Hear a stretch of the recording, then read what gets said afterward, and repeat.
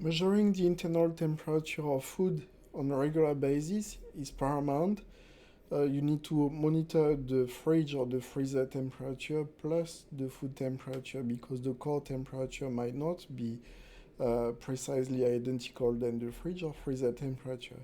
So to do that, you can use an internal temperature of food checklist, and so you can check items like the temperature, the product that has been checked, the date and the time and the initials, and you can also trigger notification in case something goes wrong, or add the scoring mechanism just to make sure that you're actually getting an accurate reading and a performance level from one check to another so that you can identify problems before they arise. So this checklist is available in Fahrenheit and in Celsius.